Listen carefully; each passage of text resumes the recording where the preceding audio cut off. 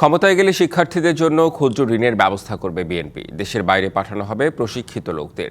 চট্টগ্রামে youth policy সংলাপে যোগ দিয়ে কথা বলেন বিএনপি চেয়ারম্যান তারেক রহমান। বলেন, প্রতিশ্রুতি বাস্তবায়ন না করে মানুষের আস্থা হারাতে চায় না বিএনপি।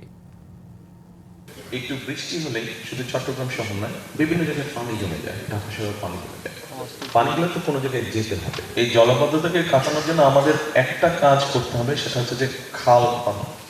আমরা বছরে প্রায় 20 থেকে 25 কোটি গাছ লাগানোর পরিকল্পনা করছি।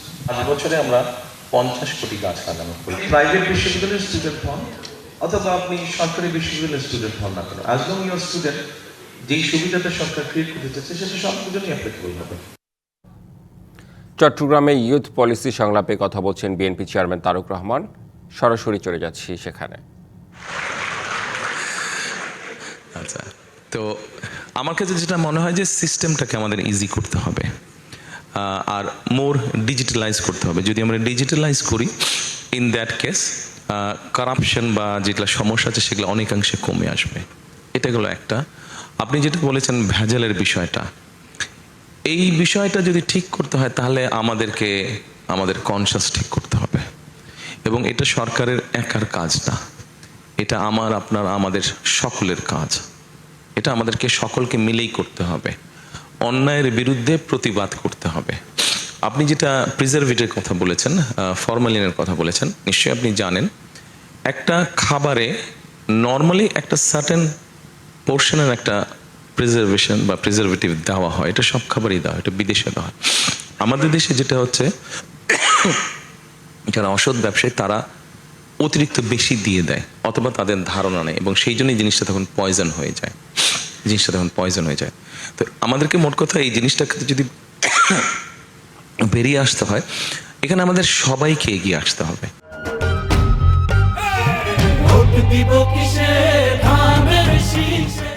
একটা বিষয় আমি আপনাদেরকে বলি, সেটা হচ্ছে একটা দেশ কিন্তু শুধু একটা সরকার গড়ে তুলতে পারে না।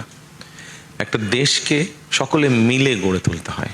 আপনার নিজের ফ্যামিলিতে যেগুলো রুলস রেগুলেশন ট্রেডিশন আছে, ঐতিহ্য আছে, শুধু কি আপনার বাবা এবং মা মিলেই কি সেটা ঠিক রাখতে পারে? না। আপনাদের প্রত্যেকের, আপনার যত ভাই বোন আছেন, আত্মীয় স্বজন আছেন, আপনাদের প্রত্যেকের পার্টিসিপেশনই কিন্তু আপনার ফ্যামিলির ট্রেডিশন বা ঐতিহ্য বা যা রুলস রেগুলেশন আছে সেগুলো আপনারা ঠিক রাখেন। কাজে আমাদের সকলকে মিলে করতে হবে। আমাদের বিভিন্ন বিষয়ে ডিফারেন্স অফ ওপিনিয়ন থাকতে পারে, আমরা আলোচনা করব, কিন্তু ভেজাল এটাতে তো কোনো ডিফারেন্স ওপিনিয়ন নাই। আমরা সবাই নির্ভেজাল খাদ্য খেতে চাই, এরপরে তো কারো কোনো মতামত, এখানে রাজনৈতিক কোনো ডিবেট নেই, এটা একটা নর্মাল ব্যাপার, প্রত্যেক মানুষের চাহিদা। কাজে এরকম যেগুলো বিষয় আছে এখানে সকলকে এগিয়ে আসতে হবে। সরকার উদ্যোগ নিবে, সরকার বিভিন্ন সময় বিভিন্ন ব্যক্তিকে দায়িত্ব দেয় যারা এরকম র্যান্ডমলি চেক করে। আপনাদের মতন ইয়াং যারা আছে তাদেরকে এগিয়ে আসতে হবে, ওই সকল ব্যক্তিদেরকে যারা সঠিকভাবে কাজ করছে তাদেরকে সহযোগিতা করা। ঠিক আছে, থ্যাংক ইউ।